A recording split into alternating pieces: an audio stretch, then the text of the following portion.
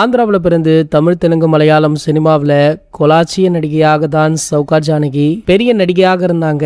சௌகார் ஜானகி அவர்கள் வளையபதி அப்படின்ற படத்துல 1952 நடித்து தமிழ் சினிமாவில் அறிமுகமான இவங்க பணம் படுத்தும் பாடு, புதிய பறவை, நீர்க்குமிழி, மகாகவி காளிதாஸ், எதிர்நீச்சல், இரு கோடுகள் அப்படின்னு பல வெற்றி படங்கள்ல நடிச்சாங்க. சந்தானம் நடிப்புல வெளியான பிஸ்கோத் படம் தமிழ்ல சௌகார் ஜானகி நடிப்புல கடைசியாக வெளிவந்த படம். அவருடைய சினிமா பயணத்தை பெருமைப்படுத்தும் வகையில கடந்த 2022ஆம் ஆண்டு மத்திய அரசு அவருக்கு பத்மஸ்ரீ விருது வழங்கி கௌரவித்தாங்க. இந்த நிலையில 94 வயதாகும் அவருக்கு சில தினங்களுக்கு முன்னாடி உடல்நலக்குறைவும் ஏற்பட்டது. இதனடுத்து சென்னை ஆழ்வார்பேட்டையில் உள்ள தனியார் மருத்துவமனையில சிகிச்சைக்காக அனுமதிக்கப்பட்டாங்க.